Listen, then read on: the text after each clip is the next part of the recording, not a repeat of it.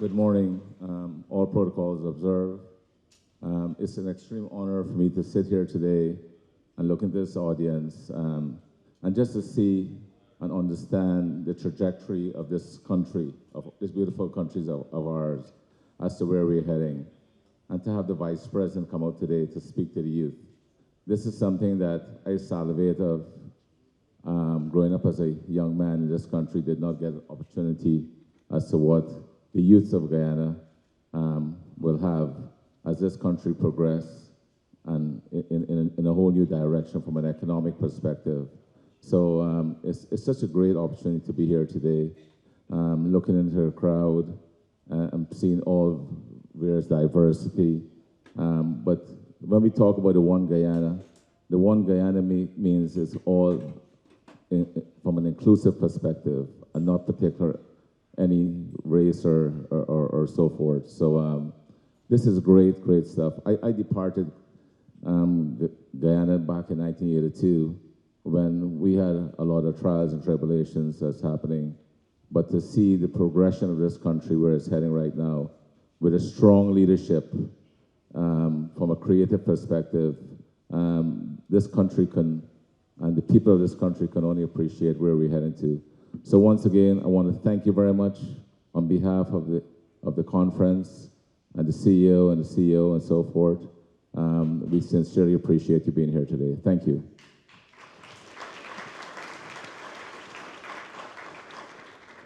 Good morning.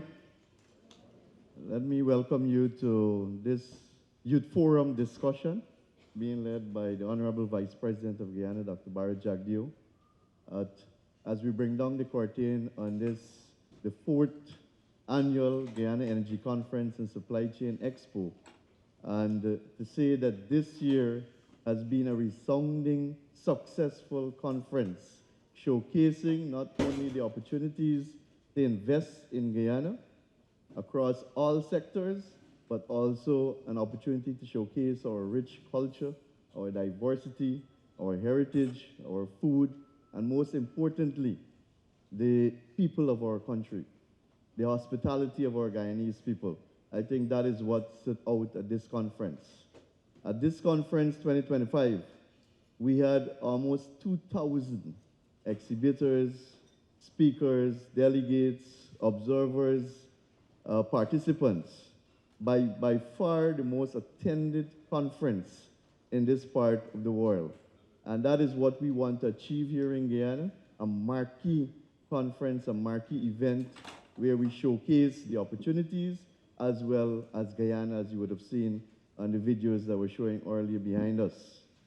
As young people, you have a right to be a part of the developmental process in your country, and you know the pace at which our country is moving, and it is only right that we engage our young people, that you're fully aware as to what is happening presently, what are the plans for the future, and how you can be involved in this process of developing a new modern Guyana that we have worked so hard over the years to build out. We are seeing that unfold in front of our very eyes. And I know you want to be a part of the process, and that is why the Vice President has made himself available today to engage with you, and not only to come and give a speech, but also to listen to you, to answer questions from you, and to explain, give clarifications to whatever might not be clear, especially within the oil and gas sector, because we know it is a new sector to our country, and the information, sometimes the information out there, it is not factual most of the time, or it is not clear, so that the young people of our country can understand how the sector operates. You know that the oil and gas sector in Guyana has been moving at unprecedented speed. We have never seen this pace of development in the oil and gas sector in any part of the world, in any part of the world. And we must be proud as Guyanese that we live in this beautiful country. We live in this country that today there are many new oil-producing countries that are coming to Guyana to look at Guyana model and look at our success story so that they can emulate it and they can build their framework off of what we would have done in only a short period of time. So as Guyanese, we must show a sense of patriotism and be proud to what is happening in our country. And let us be a part of this process as well too. And I think this engagement today is critical to ensure that our young people are not aware, become aware of what is happening in the sector, but also you start looking at opportunities of being involved in the sector. So thank you very much, and we look forward for a very fruitful discussion this morning. Thank you. I wish to thank my colleagues on stage for their presentations and to thank Tony White and his team for putting together this wonderful conference. Year after year, they have done so, and they have continually raised the standard of the organization. And we're extremely proud that this is organized by Guyanese. This is one of the features of the conference, an engagement with young people that the organizers put together from the very inception of the conference. And I guess that they felt that it's important that young people, particularly young Guyanese, be exposed to what's happening in the sector, but also get an opportunity to share their perspective. Today, I had an inclination at the beginning to make a speech, but I think we'd be best served through a robust interactive session. And that's why I'm going to limit myself to just a few comments, and then we want full participation from the audience, from young people. There's no question that is a taboo question here.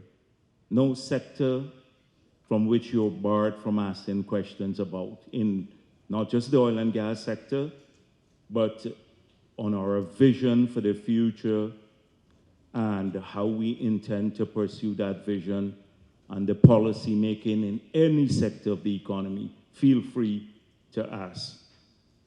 And in fact, anything that's bothering you as Guyanese, you can ask. I think that's a broad enough definition for asking questions today. So let me give you a few basic things. You hear a lot that we are awash with oil money now. Our country is so wealthy, from some social media commentators, that we can stop working and the oil money can sustain all of us and we'd have a great life.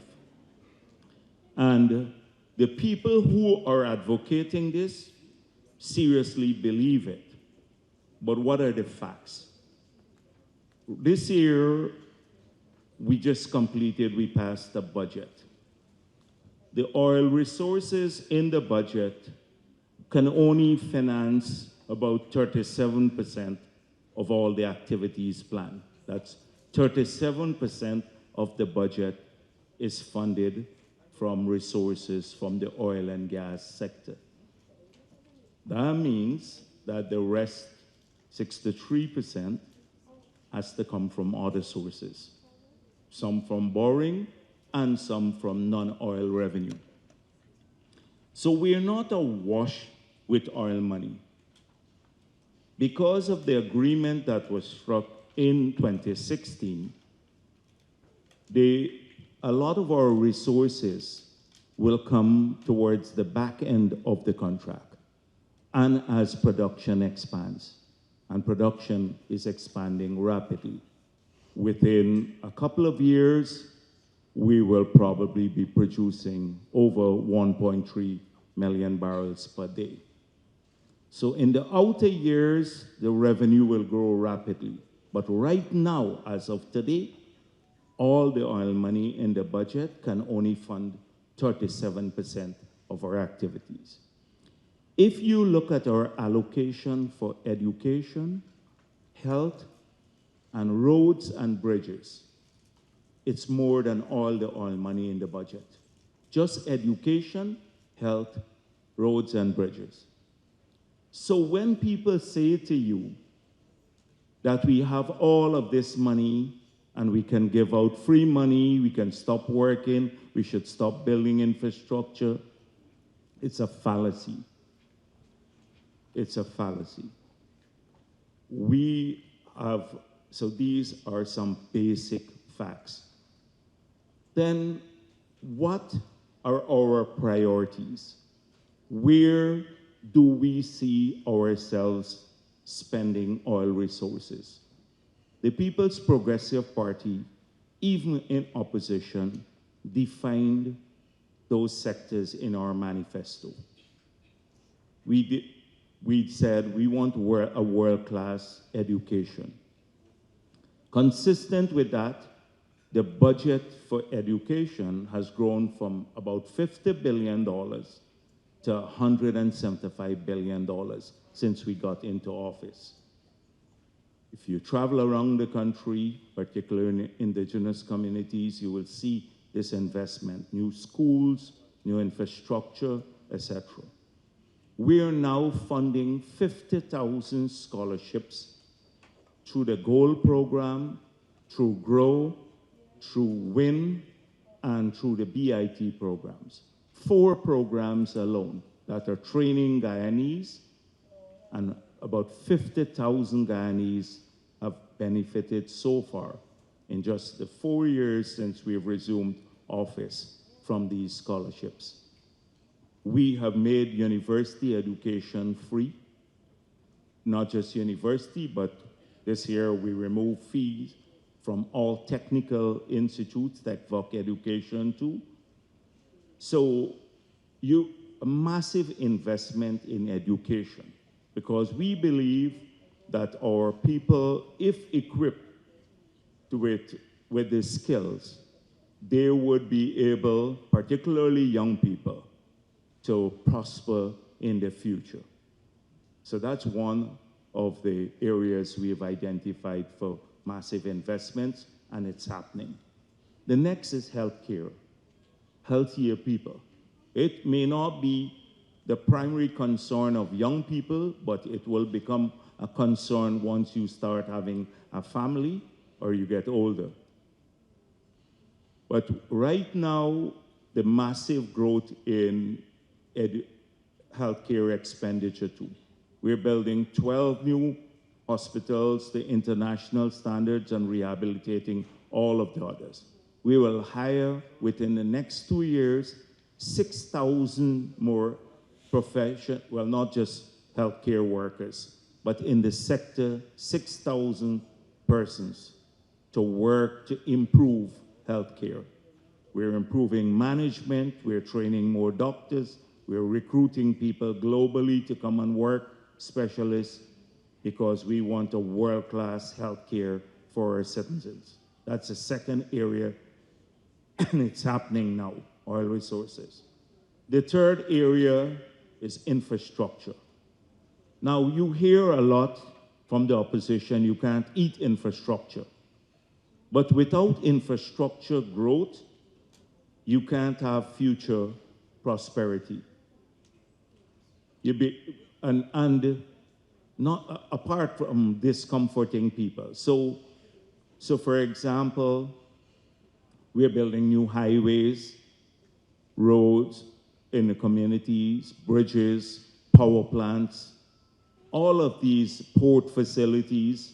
These are crucial for investments in the non-oil sector that would lead to a diversification of the economy, which is one of our primary objectives, so that when the oil resources started waning in the future, that we'd be able to supplant the revenue from the oil sector with income from other sectors, so that our prosperity as a country and as a people would not be short-lived, like so many other countries in the world have experienced.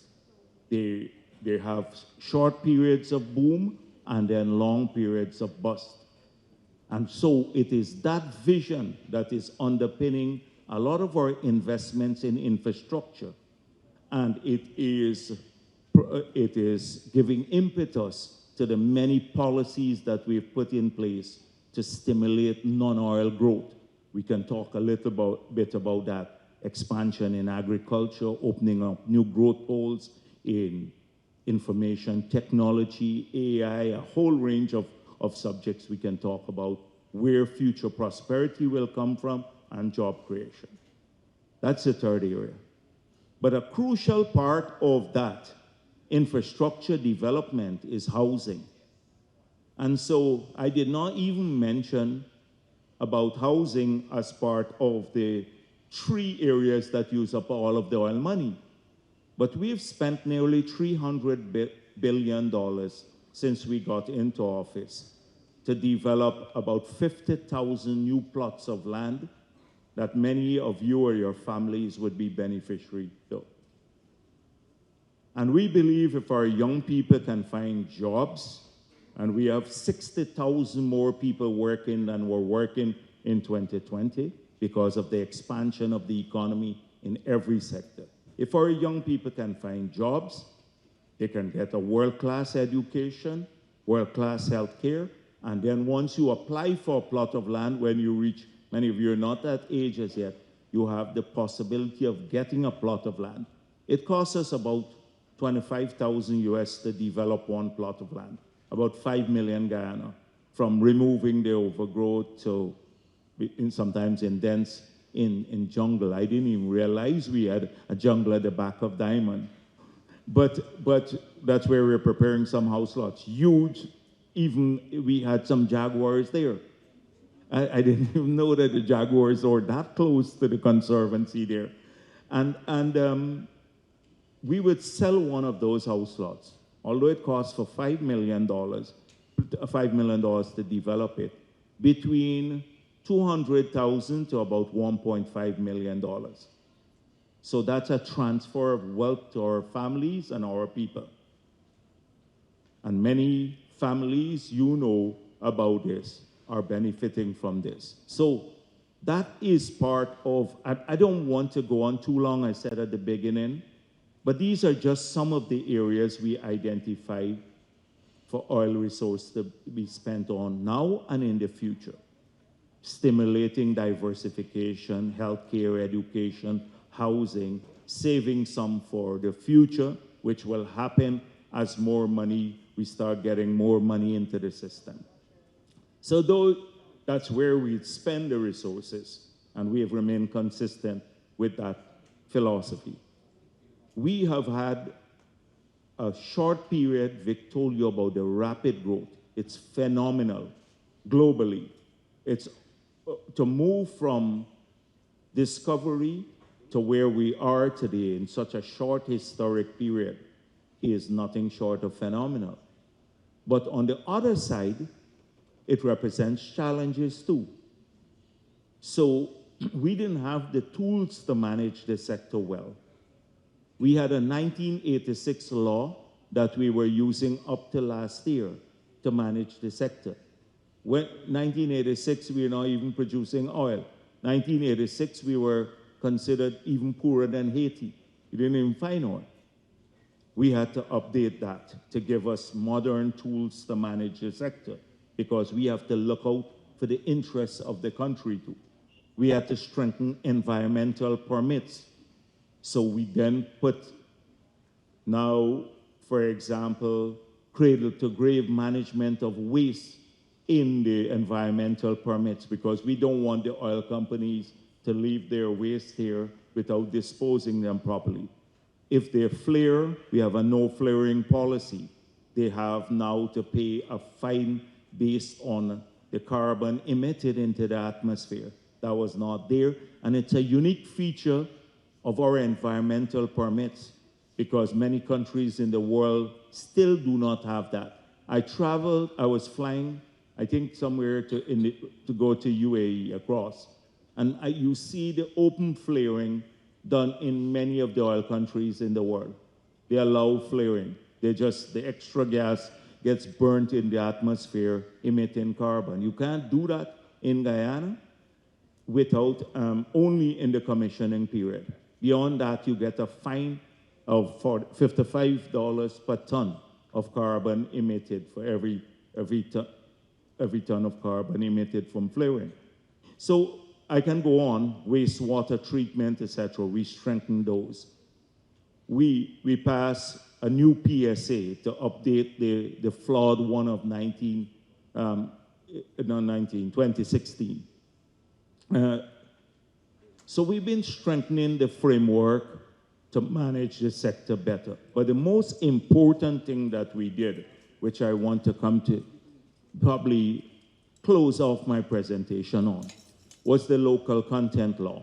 When we were in opposition, we said to the government, pass the local content law. We had traveled around the world. We had seen how many of the oil and gas companies operate. They operate in an enclavic way. They come, they invest, the expats live in a separate community. The locals have very few opportunities except maybe basic things. They're the gardeners, the cleaners, etc. The oil companies come with their own companies that they're accustomed to provide services to them, the principal oil companies, the first-tier contractors.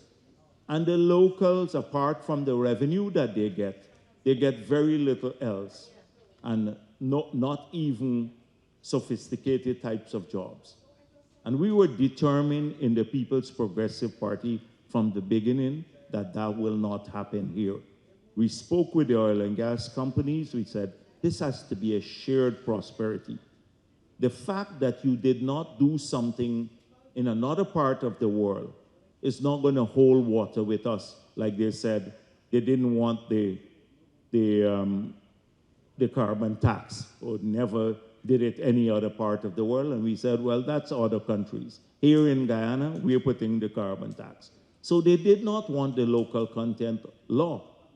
They said, if we pass that law, it could lead to the closure of many of the industry, or slowing the momentum in the industry. And the last government bought that excuse, or was seduced by it, and did nothing. So in our manifesto, we said, we will do this. And what we did is we worked with the locals, we passed the law, even though they objected to it.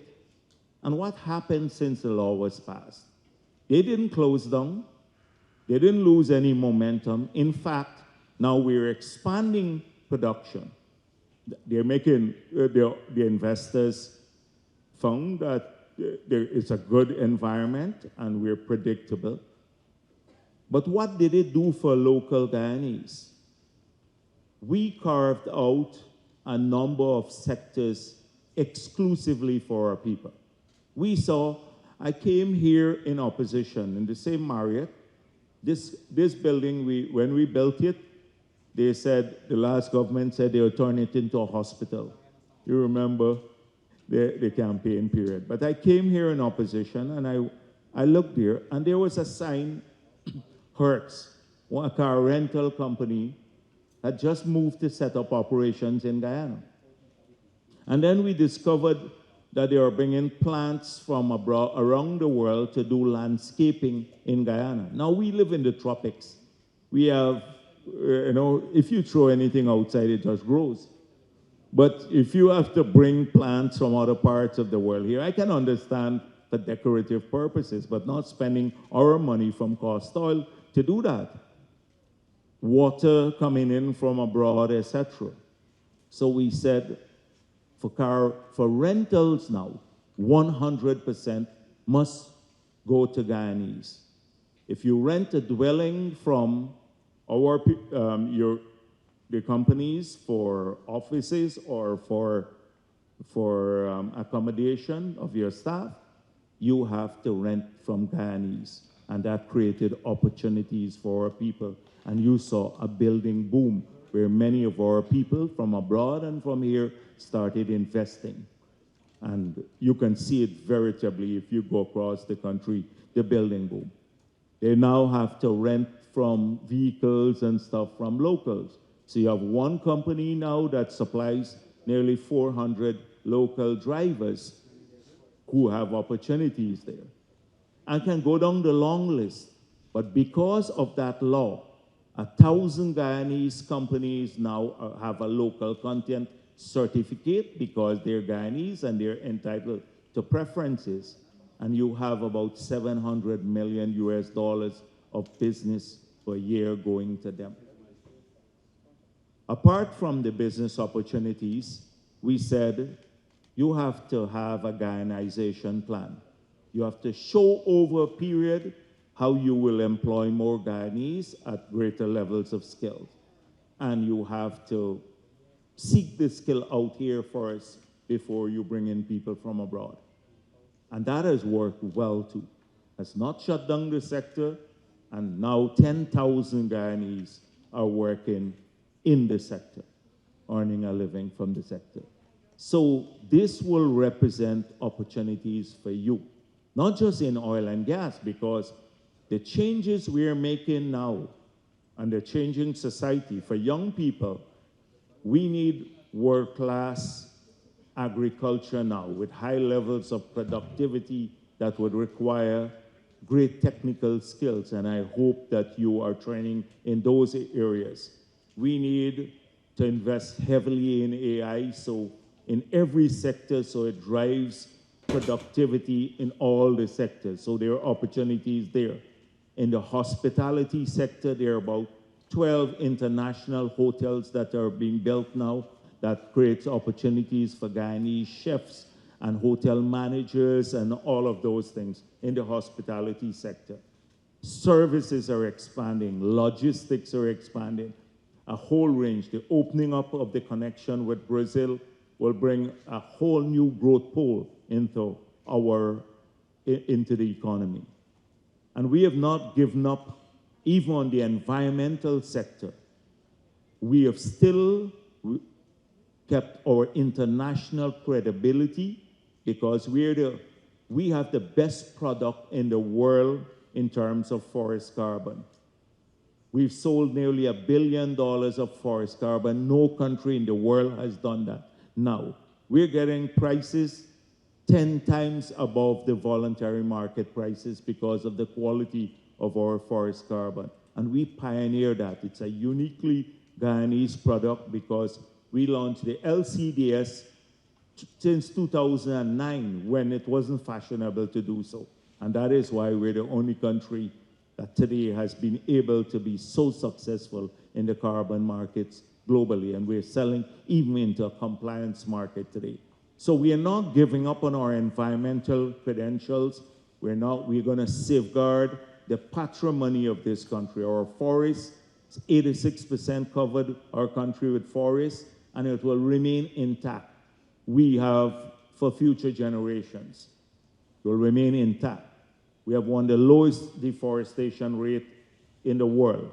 We are going to soon host the Biodiversity Alliance to preserve not just the forest, but biodiversity in the forest, because when you grow up, your children should experience this. It should be there for all of our people. So producing oil and gas would help us to adapt to climate change.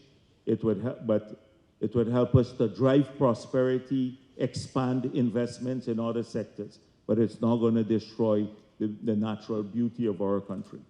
And I'm going to end there. I started off saying I don't want to make a speech, but I wanted you as young people to know this is your legacy. This is what you will inherit. This is what you have to work towards. And for us in the People's Progressive Party, we don't care who you voted for. We don't care what religion you belong to, the gender, the race. We work for our people. All of our people have a right to share this prosperity. They have a right to share it. And that's how we do it. So I'll end there, and maybe we open up to questions. Thank you. Thank you.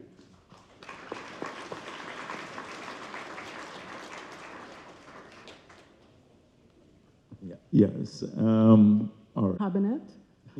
a lot of my friends from school. I'm a QC girl. Okay. I'm very happy to see all the development in the new roads. Places that used to be called Cow Shit Lane are no longer are no longer that. They're called something else, and that's really driven up their market value. I'm from a family of land surveyors, hydrographic surveyors, and we understand the importance of flooding and mangroves and what it does for our country, which is 6 feet below sea level. And then ensuring that our children understand that we don't just drop litter on the ground and expect someone else to pick it up. We respect our environment and we respect our elders, and we show respect for our Mother Nature by making sure that we adhere to health and safety standards, which means if you drop oil on the ground and you know Granny will slip over, you tell Granny that there's a health and safety hazard. And as a surveyor, I can say that all these boundaries that people are encroaching on government land, they should be sledgehammered. All these blind spots that people are creating by putting pop-up shops that are poor sanitation should be, none of the school children should be encouraged to shop there.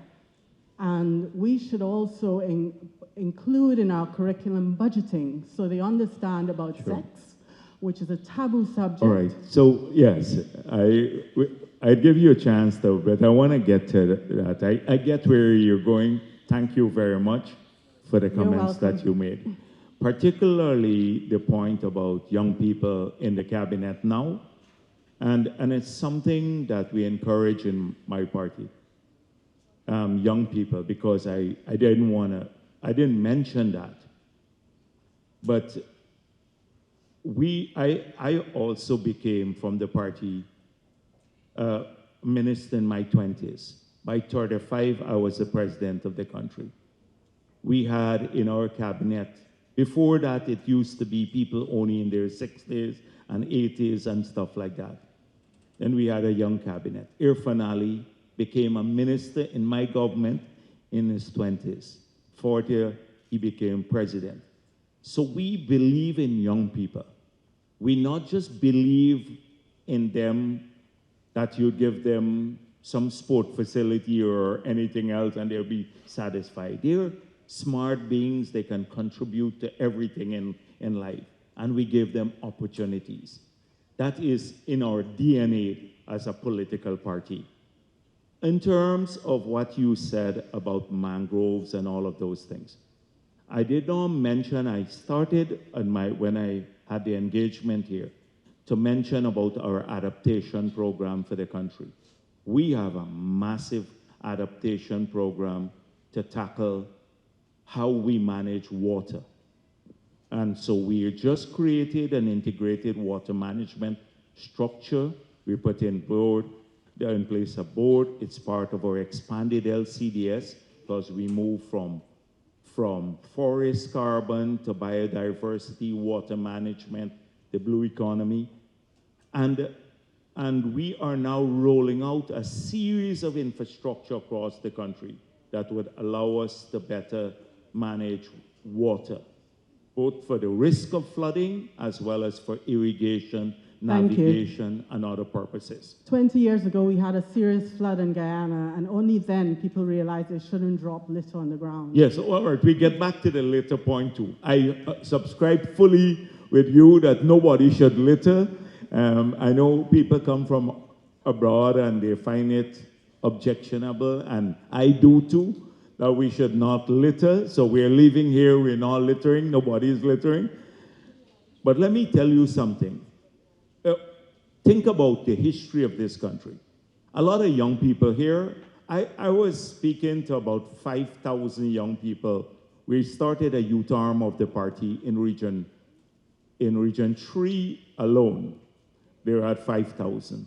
About 15,000 young people joined the youth arm of the party of every race, etc. And I asked them, how many of you know that in the past, if you ate bread, you became a criminal? If you had a can of sardine, you became a criminal. You could be locked up for having a can of sardine. And they didn't know. One girl did like that. Of If you 5,000 didn't have toilet young paper, you people, had to use they didn't newspaper. know the legacy. And there was a time that the laws became so unjust that it criminalized all of us. And so you have to understand where life was a hustle in Guyana. People did not have anything. They fled. Many fled to Venezuela and Suriname and North America. And you have to almost wean people back to lawfulness. Because there was a time when nothing was taken care of. Nobody would clean the carpet, so it's okay maybe to drop something there. We're changing that now. And I guess a lot would depend on young people. I'm glad you raised it here to change that. You know, yes, please, if you were in please, the UK, let me get a they chance would say, to. I beg your pardon, sir, you've dropped something. Please take it with you. Yes, I know. Okay then. So let me get some young people. Yeah, okay. Yeah, this young lady, and yes, go on. In projects within the oil and gas. Okay, so yesterday I was explaining the difference between Suriname. Suriname decided to go the equity route in the investments in the FPSO that they will come on stream in 2028. So they would have one FPSO. They have decided they want equity. In Guyana's case, we didn't take equity in the project. Now, with equity comes some sort of risk. But they are now raising money from, they've put out a bond from their citizens and others to fund this. So I said it's a laudable thing once the government can guarantee the return on the bond, because Suriname now has a problem that it can't borrow this. The government cannot borrow directly. It has some limits in which to borrow. Their state of finances in Suriname is like where we were in the past when we were, well, not as bad. We were declared uncreditworthy by our international creditors. The IMF prohibited us from borrowing, etc. And we had to spend the first years in office to work our way out of the restrictions of an IMF program. We did so in 2006, moving from spending 100% of revenue to service debt. Those were the tough years. I don't want to go back to those now. So Suriname can't borrow directly the government. So Statsoli is raising the money for their equity. I anticipate that in the future, we'd have to start creating these structures for people who are saving more money now. Wages and salaries in the public sector since we got into office has gone up by about $500 million per year more now. So if you look at the aggregate deposits in the banking system, it has grown significantly. People are not getting a great interest rate there. So we have to create more vehicles with guaranteed opportunities for people to invest in. It could come into maybe through government issue bonds in the future, but we don't need to do that to raise money, but maybe we can do so to create more opportunities for people or to give them equity in some projects. But even if they have equity, you have to make sure that there's a guaranteed return on the equity, or else people can lose their money. So that's what I was explaining yesterday at the press conference, the approaches, how different we are from Suriname, and our state of financing now.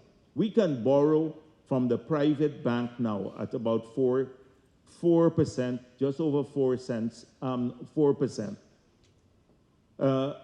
From the multilateral agencies now, it's nearly 6%. Because of our strong fundamentals, our total debt is about 16% of GDP, down from 950% of GDP We're using 5% of revenue to service debt. We have some of the strongest fundamentals in the world, better than any developed country in the world.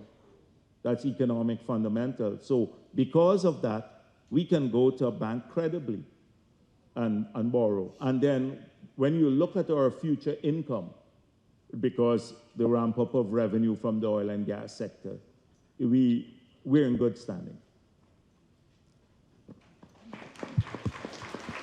Yeah, this young lady here in front, yeah, the student, yeah. Good day, everyone. Good day. My name is Jagdeo from St. Rose's High School, and I have a question for you. You mentioned the jaguars and wild animals. Oh, Sam? Okay. You mentioned the jaguars and wild animals in the areas you've been clearing for housing. It's evident that these animals are being killed because their homes are now being destroyed.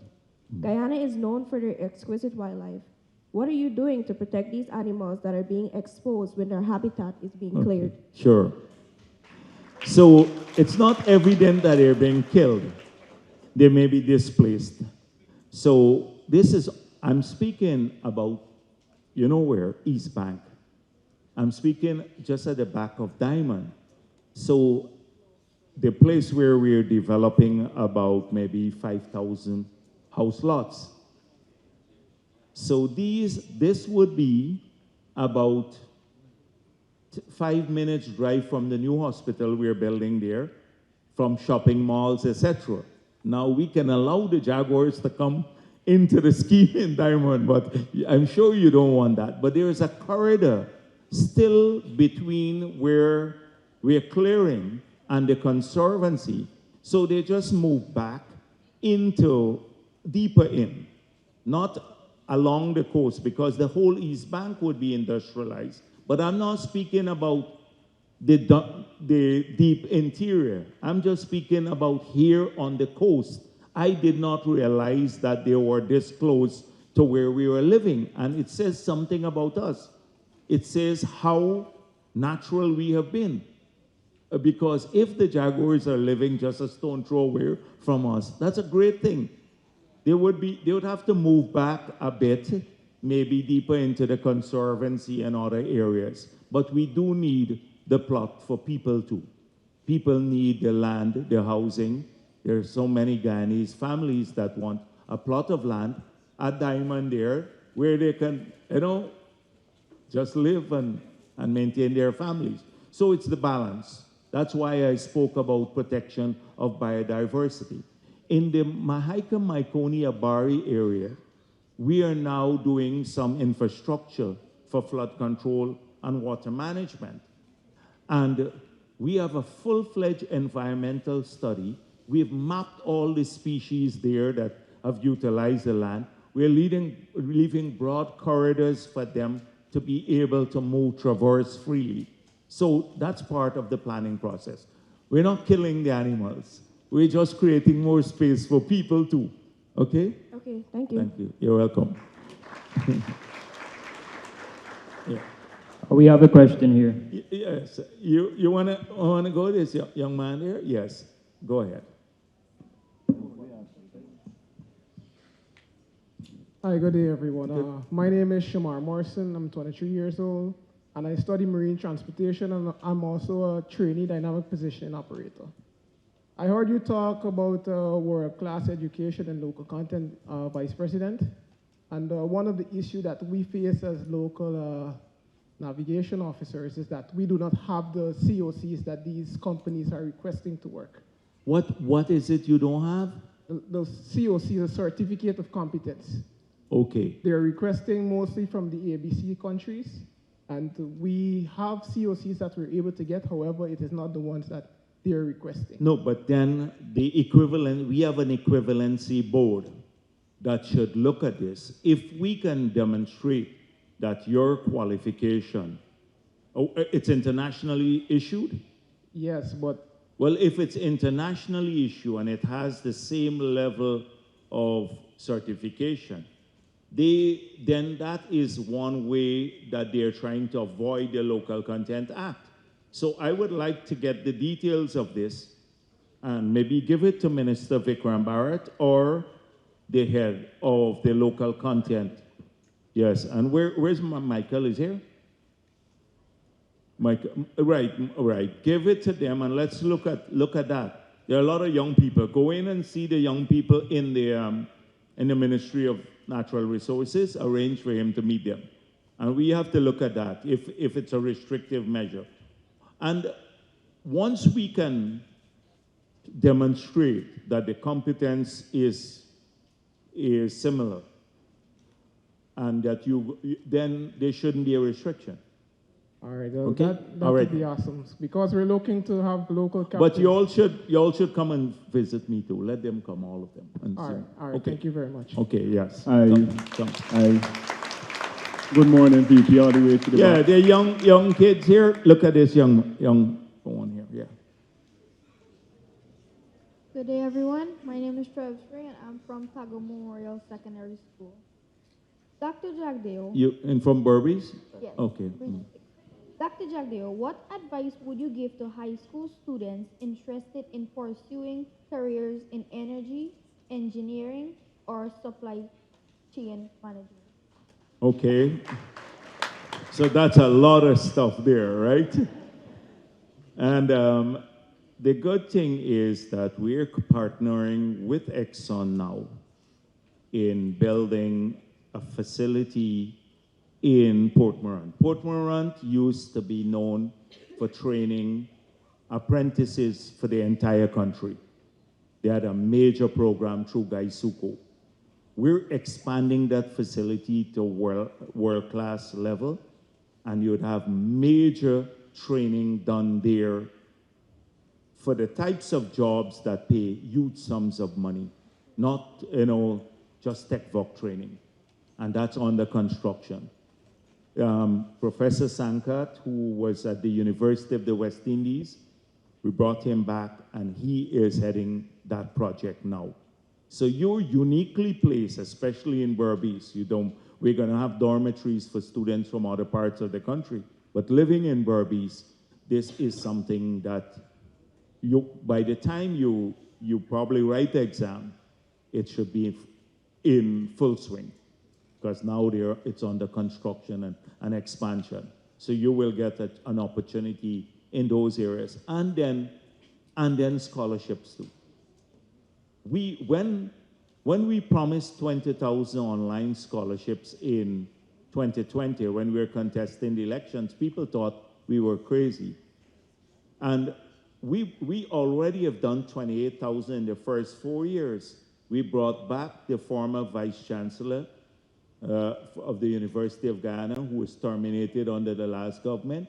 He's a Nigerian national, Professor Opede, and he has done a great job putting together this program. And it's, once our kids want to study, anybody for that matter, the government will support you. We will support you, we'll pay for the scholarship. That's where we want to invest the resources. There'll be no restriction on the amount of money that we will spend on educating our people. There's no restriction on that. That's a philosophy of our government. So that's what I advise. Thank you for your explanation. Yes, all right. You wanna? Okay, yes, young lady, or, all right. Anyone, yes, here. Oh, someone was there already? Yes, okay. Give this young man, and then we'll come around to the others. Give that young lady, then you'll have one here. Chance. Yeah. Good morning, everybody. My name is Marian, and I stand with the NF Foundation. My question is, while I'm aware we are developing island gas, infrastructure, low carbon development, and so on, why is it that we're not going towards hydroelectricity while we are a country of many water? That's my question. Thank you. Well, I don't want to air our dirty political linen here, but we tried to build the hydropower, and the last government killed it. We should have, by 2017, that facility would have come on stream, the Amila Falls project, and it did not because of narrow-minded politics. And right now, we're working at getting the gas to energy project going. When that project is completed, we will cut electricity prices by 50%. It is a transitional fuel because right now we're generating all of our power from diesel and bunker C, which are very polluting. So even with that facility, we'll cut our emissions by 45%.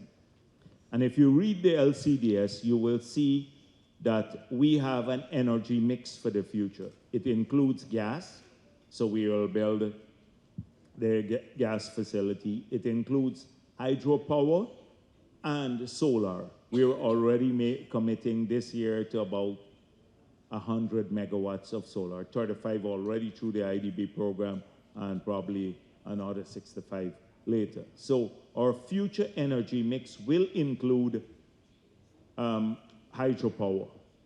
So we tried it before, but it was killed, if you read the history of it. Okay? Thank you, Honorable. Thank If I may ask a second sure. question. Okay. My second question is, for low-performance schools that are based in low-developed regions, right? What is the development plan for those schools that doesn't have, especially like maths labs or science lab, or like learning programs as in video learning for slow learners? What's the plan there? So that's a great question about the education model and the effectiveness of our expenditure. So this year, when you look at it, we're spending nearly 2.5 times more per pupil in public education than it costs your parents to pay for private tuition. If you take the total budget of the country for education and you divide by about 179,000 students, that's what we have in school, you would find that we're spending maybe over $800,000 per year per child. In private tuition, on average, it's about 300 to 350 on average. So we're spending quite a bit of money. We're making more investments in facilities too. So we have to look at output and quality and how we deliver choices to people and maybe change the curricula and the method of delivering the curricula to get to get the outcomes that we desire, which is improved output. So a lot of work is being done on this, including e-school models that would allow, say, people living with disability. We may have a hard time being able to get in every school a program for kids living with disability.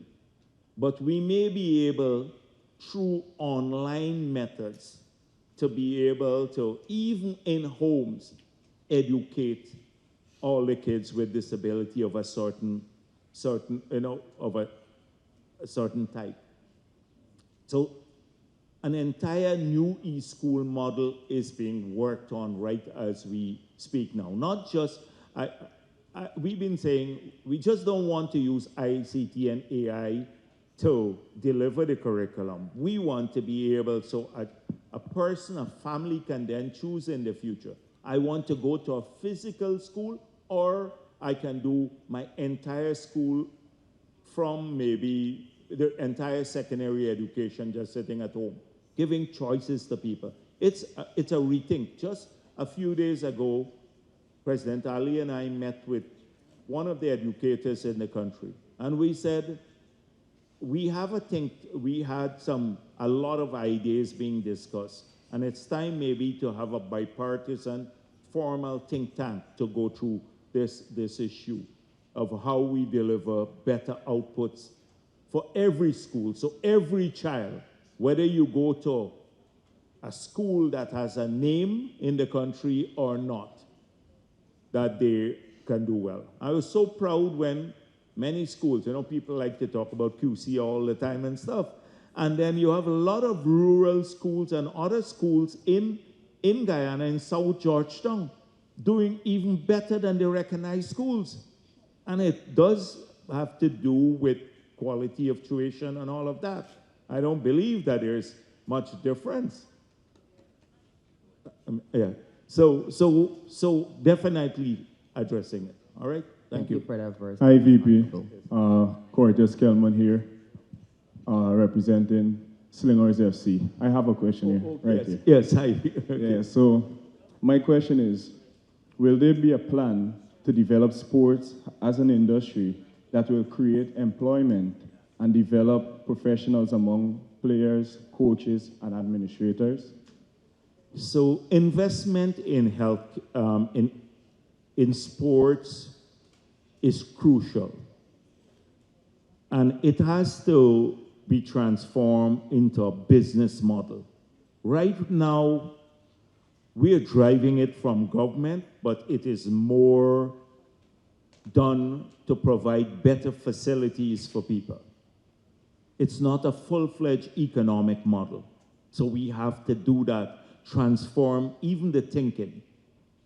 Many of the associations still have archaic thinking, and I don't think they themselves, we want to work with them, but many of them don't have a vision for the sector. The associations, the voluntary associations themselves, they don't have a vision. And it becomes immensely harder when it has to be a top-down approach to addressing this issue. Because if you have great associations that can work with the business model, then they can work with the government. So what we have, to develop it rapidly. So what we have done in the few years, for example, you have now in Linden investments that we made there in that region where you can play ICC level cricket because we put in the lights, FIFA level football, with a ground, and you have a track now. For that you can do international events. In Berbice, we're in New Amsterdam, we're putting in the track there, a major athletic track that would allow football to be played there too. A stone throw away at Palmyra, there is a new stadium being built. If you go to Port Morant, we're putting in lights, you can play ICC cricket there. In Anna Regina, you see the same thing happening, a world-class ground being developed. I can go around the whole country and list this. In Berbice, you have 125 community grounds, all are being rehabilitated. In Georgetown, from Agricola to Cummins Lodge, there are 34 grounds. We are rehabilitating all of them, and I'm putting in lights in all of them. This year, we have budgeted for lights in 100 grounds, so across the country. And on the East Coast, it's happening. It's happening at Better Hope, it's Pleasance, it's BV, all of those areas. Now we're putting in lights, upgrading facilities. It's not just those, but even for squash and the other sectors. So we're investing heavily. The sports hall is being rehabilitated, heavily in infrastructure and recreational facilities. We have to now support this by programs. How do we get to professionalize this, to make it a business? People can earn money from sports. And it's something that is worth doing because we provide some opportunities for the sportsmen who distinguish themselves. So we may be able to find a job in government for them to help to buttress their income. But that's not the model we're talking about where we can make good money from sports. The problem, though, is the size of our population, and the audience size is small, so we have to internationalize it. There is a boxing match that we're supporting, international fight, that's going to happen soon. A Guyanese is going to fight, so we want to bring it to Guyana so we can be televised around the world. I think it would happen in a month's time or something like that. Boxing match. But it's something, you hit the nail on the head. We have to work together to do this, to make it a place where a person can earn a living just by doing sports, not just, get a little small-time job and then have to hustle elsewhere and can't dedicate their time. Thank you. Yes, there was that young lady first, the small one, and then across here, another young lady here. All right, yes. Good day, sir. Earlier you mentioned 4 programs set in place to train persons, right? What are the necessary steps and requirements needed to get into these programs? Which program? The 4 GROW. Let me tell you what a GROW is. GROW program is if you don't have any qualifications, you say dropped out of school or so, you don't have CXC, the GROW does a remedial course. So you don't need any qualification. It's a remedial course to bring you up to the level where you can qualify for a gold scholarship. The gold scholarships they're technical in nature and academic in nature. So you do have, because you're entering universities abroad, you have to have some level of proficiency. And that is why the GROW program is a remedial program to bring you up to the proficiency to get into the gold program. If you have CXC, you can get into the gold program immediately. For BIT and WIN, you don't need any qualification. These are, if you want to learn in BIT how to drive a heavy-duty equipment or to do cosmetology or something like that, Minister Hamilton has this program, and thousands of Guyanese are benefiting from it. How to drive. We have a big issue with truck drivers. We have thousands of new trucks on the road. We have a lot of equipment. People make good money driving these things. And so they teach them how to do that. They certify them. They put them in the simulators and all that sort of thing. So any of those programs there, okay? And they're online, so you just have to search it. You know, I went, again, just to tell you how our people don't use opportunities. So I was in 2 places I spoke at in Berbice. One was at Port Morant, you had about 3,000 people, and another 3,000 in Scotland. And I asked, how many of you on the heart of the Gold Scholarship Program? And maybe about 15 persons. And how many of you are participating? Less than 10 of 6,000 people. And we already have 28,000 people studying. And they asked me, how would you know about this? But people on TikTok all day sometimes, you know. And they're just scrolling. They don't listen to serious news. They watch some man say, oh, stop working. You can oil your pot. We're so rich as a country. The government should give you oil money now. Like the opposition says, we must distribute all of this money. When we calculate how much they want us to distribute, it's twice as much as we're collecting. And that is if you do nothing else, no infrastructure. It's utter nonsense, but people scroll there, they stop there, and then that's their holy grail. You know, they repeat that over and over again. And then they miss where the opportunities are. Look at this, the program for cervical cancer. We put a grant that every woman over 21 years old last year could have gotten a grant from the government, a voucher to go and get tested for cervical cancer. It's 350,000 persons who are eligible. You know how many collected the vouchers? Less than 50,000. The spectacle programs for pensioners and kids. We said we will give you $15,000 to buy your spectacle, and I think $2,000 to test your eyes. Not everybody took it up. This year we put in the budget a $10,000 voucher that any Guyanese can collect to go and do baseline studies. We want to know your hypertension, whether you're hypertensive or diabetic, because we want records on our people so that when they go into a health institution, and we're working on an electronic patient management system, then they can be treated anywhere, public sector, private sector, and their records would follow them.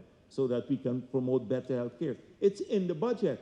We announce it. You want to bet that half of the people will not collect it?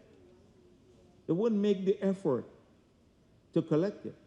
And so people miss big opportunities because too often we're distracted. And I understand it. Young people and even the older ones, sometimes you get seduced by this TikTok. You scroll from one thing and then you watch for half an hour somebody removing a pimple from their ear, right? They get stuck on one man removing a pimple.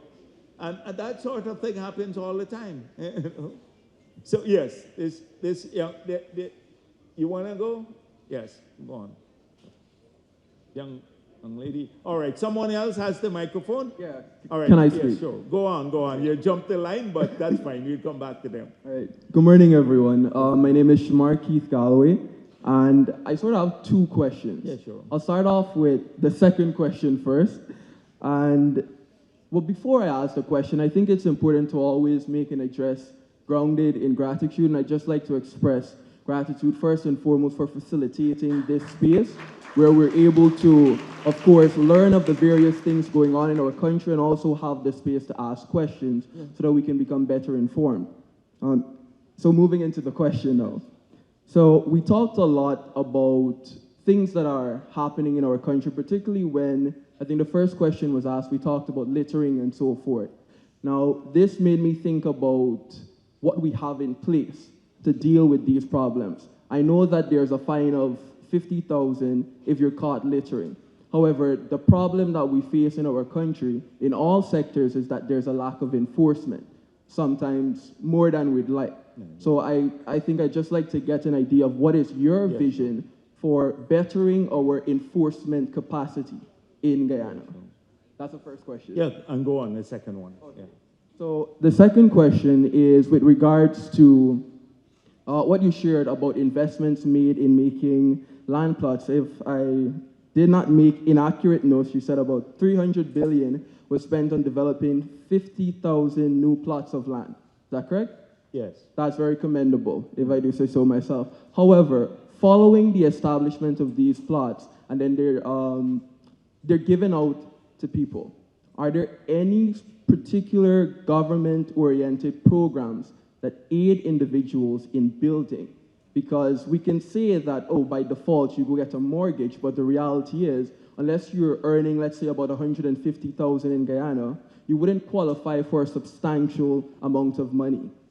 And we know that minimum wage is not 150,000. Yeah. So what does the government do? Well, can you please just enlighten us on what the government is doing to aid persons in building? Thank you. So that's a good question.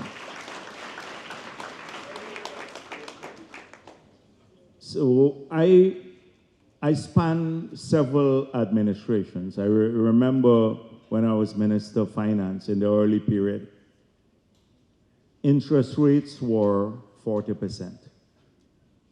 So that means if you borrowed like $1 million, in just 2.5 years, it doubled the amount in just interest payments. Huh? Yes, yes, because if you compound, I'm looking at it, yes, simple. In simple interest, if you compound, Dunstan is telling me it's before that. At 40%, nobody could build. We had almost a lost decade, well, 2 decades of no building. Since then, interest rates at low income level has come down now to, if you're building a house below a certain level, you can get an interest rate of 4%. What did we do to drive that down even beyond the average commercial bank loan rate? We created a provision where in the law, where we give the banks a concession. So any income arising from loans below a certain level, I think it's about $10 or $12 million now. 12 million. It's $12 million. do not have to pay any tax on the income arising from a loan of that nature. That has allowed the banks now to pass on the benefits to people. So that's the first thing.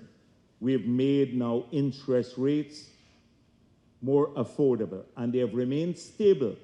And when interest rates went up in the United States of America recently, they moved from maybe 1% to 2% to mortgage rates as high as 5–6%.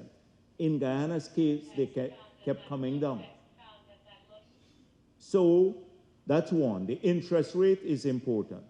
The second thing is that we started building these core homes.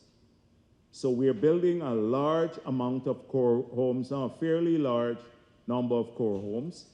The government spends its resources. Then you get the house, you move into the house. The bank then comes in, it takes the house and the land as collateral. You end up paying for those houses about $35,000 a month. So you don't have $35,000 a month on the loan, and the government gets back its money to use again, because the bank gives us our money back. You now have a mortgage, you're in the house, all right, and you pay it off and you own it. So that has been done. The next thing we did, we said, even if you have a plot of land, we were prepared to extend that and build on your plot of land. Then because you had some inflation in building material prices, we decided that if you build a low-income house, we will give you free steel and cement for the foundation. And that's a program, and about 5,000–6,000 persons have already benefited from that program. Then we're building the young professional home. So a 4-bedroom house that is being sold for about $25 to $30 million. If you acquire that from the market, you're paying $80 million. And that's going to a lot of young professionals. I don't want to go on too much because there are many other things that we have done. So it's not just allocation of plots of land. It is also helping people to build. And not everyone is earning minimum wage. You have a lot of people. I was looking at our engineers, how much they're earning now. So you have a lot of people. When you look at the average wage, it's significantly higher than the figure you call. You mentioned minimum wage, but that's a government minimum wage. A significant amount of money is going only to public sector employees. But the first one was, the enforcement. It's something that's a nightmare for us. Enforcement has always been a nightmare. If you listen to me yesterday at my press conference, I was complaining about not even managing the contracts on the road themselves, the engineers not doing a good job. A lot of the people who were dedicated to enforcing the law, the city council can enforce it, etc. The city council doesn't contribute to anything. All of the revenue that they collect, they pay wages and salaries. We had to build a new dump site to take the garbage out of the city, where now, this year's budget, we have a significant sum of money to build the garbage sites around the country in the NDCs, so you don't have to travel very far. We have given each of these NDCs a tractor and a trailer to collect the garbage. But then, if people don't enforce it or they don't observe the law, the best way is to observe the law. If you have your dirty stuff, don't dump it on the roadside. It's callous, it's uncaring, it's disgusting too. But people believe that's a norm. And some of the biggest offenders are the businessmen. Some of the biggest offenders, not poor people necessarily, big people. So thank you, yeah. Yeah. How are we doing for time? You see a lot. Yeah, the young lady that I missed here. Give her a chance, yes. Yeah, listen, yes, that's it.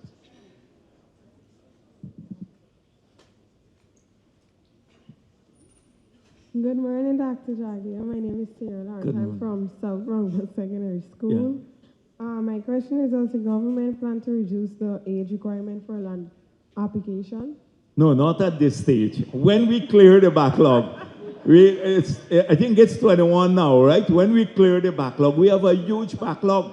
The last government did not. You know, I saw this year we put in 112 billion for housing. You know, in the last year of the last government, how much money they had? $700 million for housing development, not even $1 billion.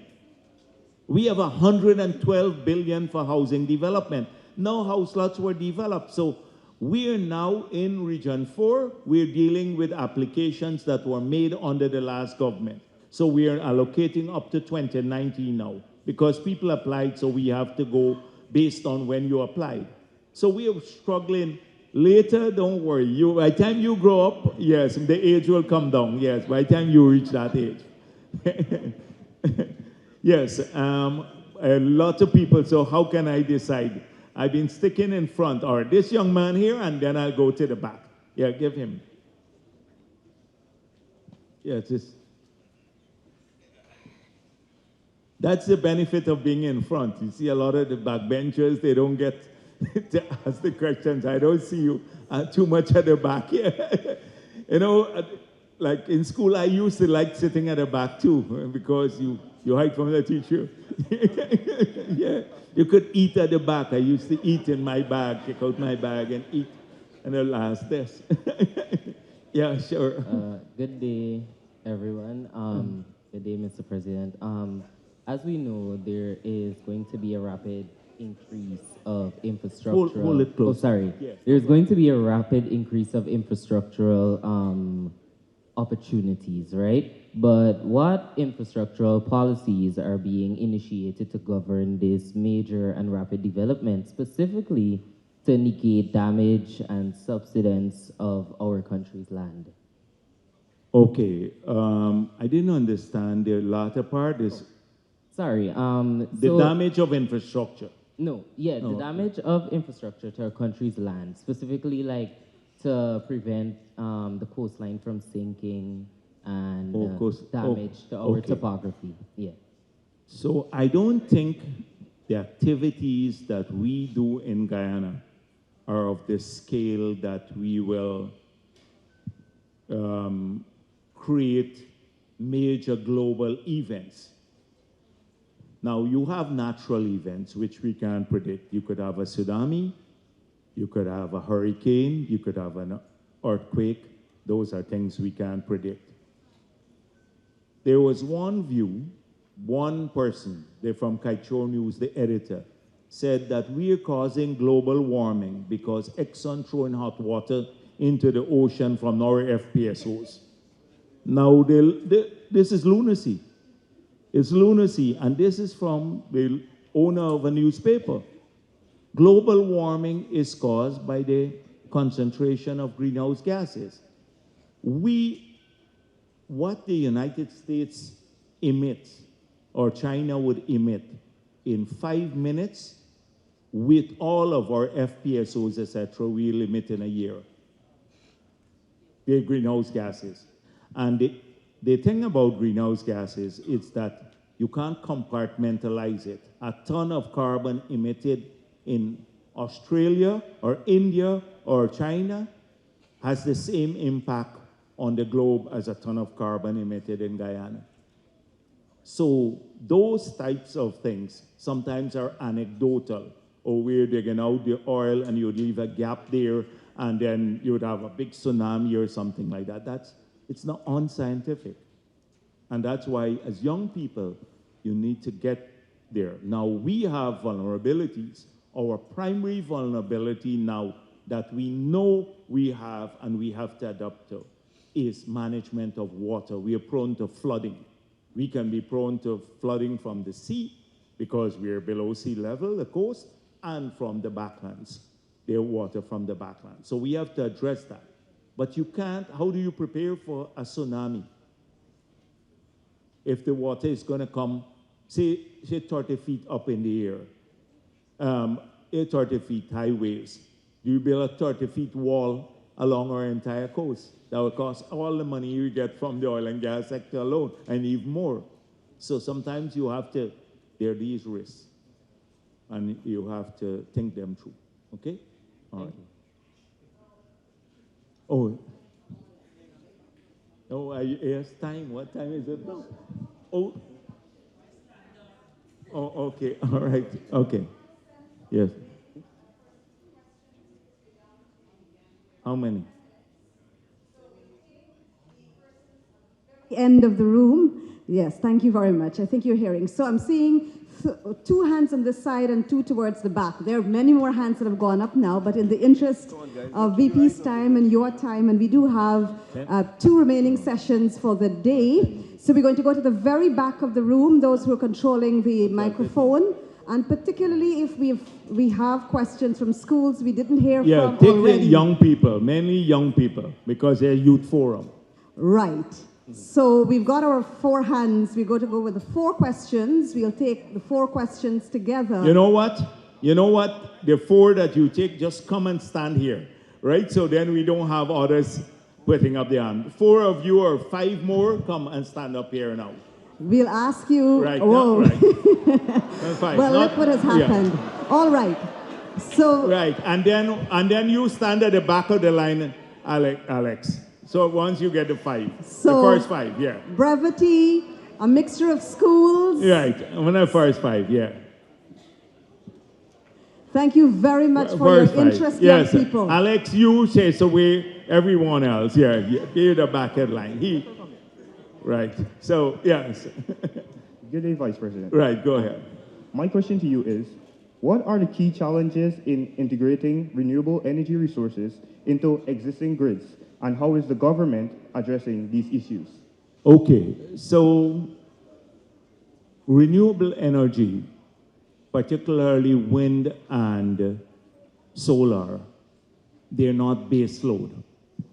You know, they're just energy. So what happens is that if the sun doesn't shine for a particular period, then you don't, unless you have batteries. You're at the mercy of the elements. The same thing with wind. 3-4 times a day, it could slow down, and then you have to have fossil fuel kick in.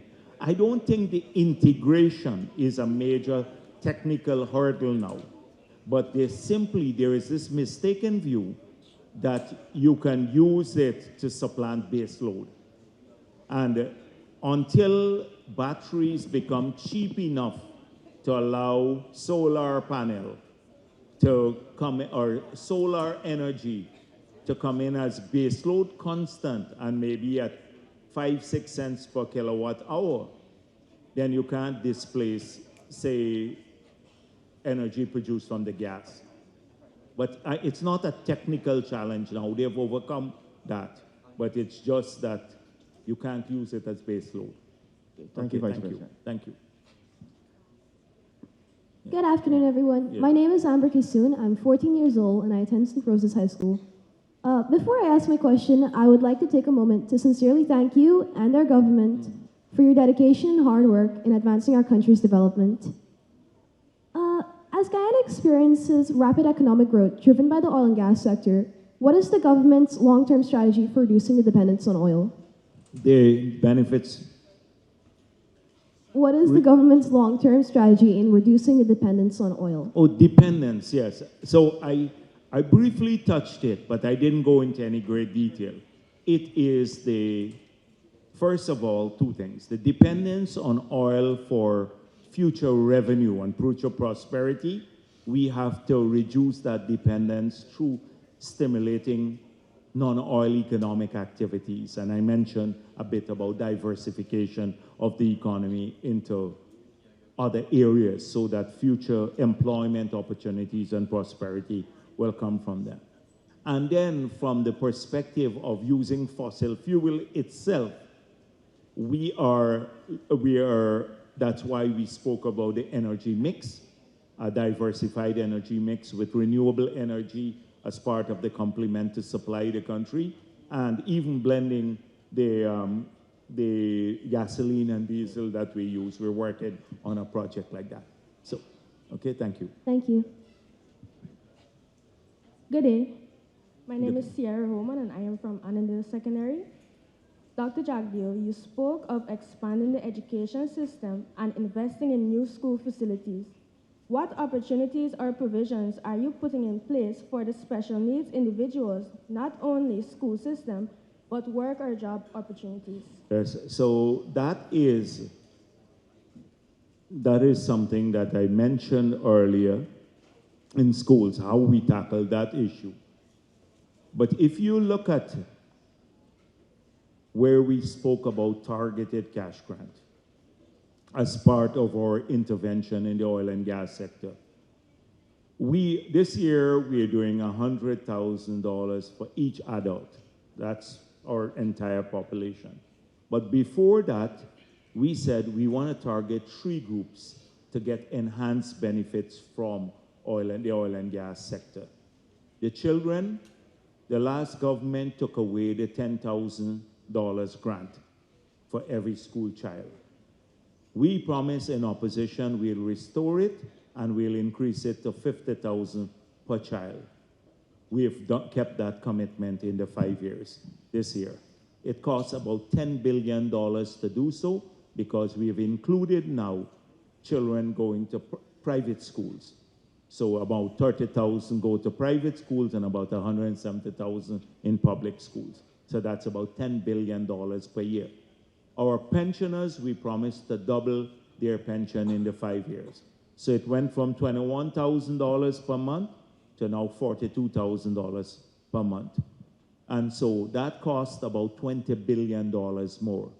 And then people who are on public assistance, a lot with special needs, etc., they have seen their public assistance grow by nearly 150% over the period. So these are the targeted interventions we're making for those 3 groups that we believe are children, the elderly, and people living with disability. They get special treatment through oil and gas resources. Thank you. Hi, good afternoon, everyone. My name is Elijah Gomes, and I'm from Queens College. My question is, what specific measures and contingency plans are in place to effectively respond to an oil spill in Guyana? And how is the government ensuring that the country is equipped to minimize environmental and economic damage in such an event? So the thing is that there is a plan. Consistent with that plan, we have brought down something called a cap in stock, where I don't think in this hemisphere, in this region, there is any other. That's it. It's very costly, where you can plug a well using that. You can deploy it immediately. We're one of the few countries in the world that has this. We also have a subscription where there's a requirement that the oil companies also have a subscription to bring in others and manage that. So that was a crucial thing. Secondly, we do a lot of training at the EPA and at the CDC now. Significant amount of training. I was speaking to the Surinamese, and we agreed to work with them on this, because should they have a spill there in Suriname, it will cause more problems for us in Guyana, because you know the current comes across this way. It brings everything. Will come to our waters. So we are more vulnerable to the spill in Suriname should they have a spill there. So we have to coordinate with them. And then within a matter of weeks, you heard me announce this before, we're going to pass new legislation outside of the environmental permit to ensure that the oil and gas companies are fully liable for the spill, for cleaning up the spill, and also for economic damages that they may have for the different sectors and to the country. But not just the oil and gas companies, but those who transport fuel through our waters. Right now, they have some guarantees, but there's been a public debate about whether their guarantees are adequate. With this new law, that will ensure that they have to accept full responsibility for it. Thank you. Okay, thank you. Good afternoon, everyone. Good afternoon. Alex looks like a policeman, boy. You look like a serious policeman there. You are a good one there, Tony. Yeah. Good afternoon, everyone, Yes. and Yeah, good afternoon to you, Mr. Dr. Bharrat Jagdeo. My name is Kira Hari, and I'm a fifth form student in attendance of the North Georgetown Secondary School. With that being said, I'd like to take this moment to express our sincere gratitude as it relates to being invited to this panel and to this program today. We are extremely grateful for this opportunity. Briefly during your speech, you spoke of your young age whilst in the cabinet and your involvement of politics and lawmaking. Additionally, you spoke of beginning your presidency at a commendable age of 35. I'd like to take this time to inquire on what steps and measures you took in your youth in your political and lawmaking journey, and how I, as a youth, and my colleagues, yes. Join the youth arm of the PVP. That's how I that's how I started.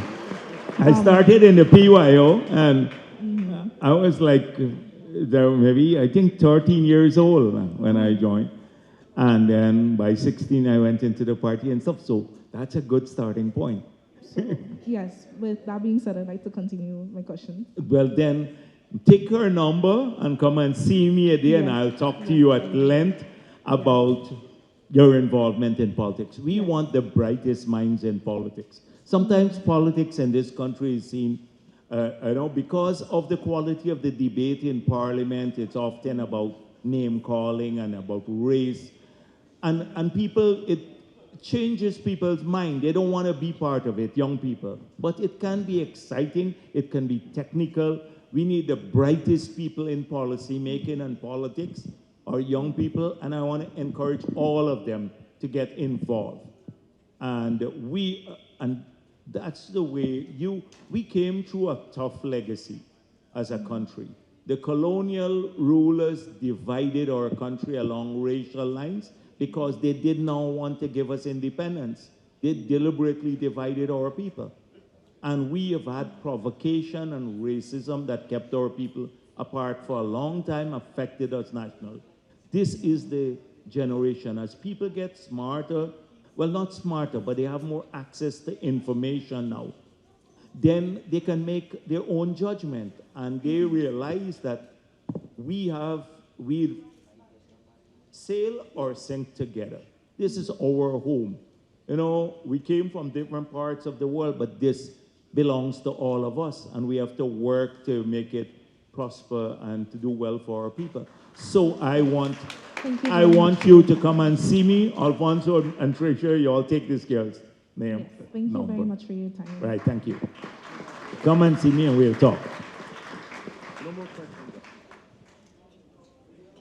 Right, so 0, it came down to 0. One more, you're popping the line. Yeah, that means you open up the, yeah. Oh, yes. Good day, I'm Chasina Singh from Anurjana Secondary School, and I have a question regarding the oil sector. So, we all know that the USA got a new president, and right now he's interested in Venezuela's oil. Would that affect our oil production in any way? And if it does negatively affect us, what would happen to all the students that are currently studying to work under the oil sector? So, I don't think President Trump is interested in Venezuela's oil. He has made it clear he wants to expand drilling in the United States of America. So he says, drill, baby, drill. That is his thing. So he said that all the time. In the United States of America, the new administration will be favorable to the development of the oil and gas sector. They will improve, they'll probably open up more lands, federal lands, for drilling. They will probably make their regulatory environment more attractive for drilling. But a lot of the investors in the United States of America, particularly in fracking, they need a particular price for oil produced from fracking to be competitive.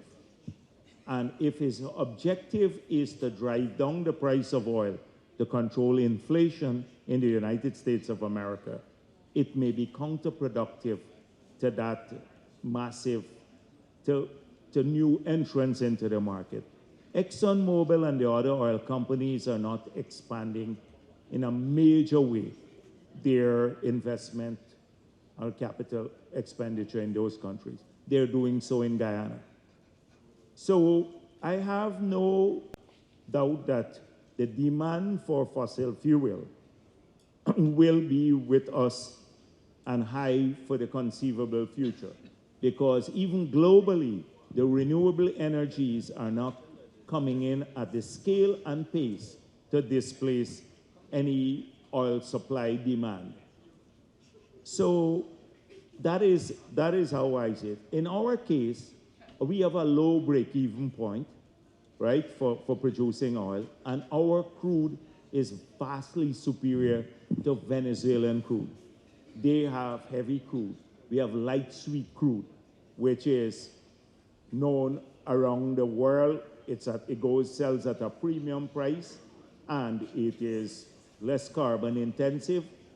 And so I believe we'd survive long after many of those countries that are now producing crude uncompetitively and poor quality crude. So I have no doubt that it will happen in the future. Now, that is not to say that oil prices can come down, because you remember in 2015, oil prices fell from $120 a barrel to about $28, nearly $30 a barrel. So that is why sometimes when people say spend up all of the oil money, share it out, and they want you to do things, what happens if we don't get oil revenue in some years? So that's why you have to be very balanced in how you manage the budget and reflect long-term. The long-term and short-term objectives have to coincide to see that you don't create an unsustainable economic situation. So that is, I didn't get a chance to speak too much about that, but it's a good thing that you raised this question at the end.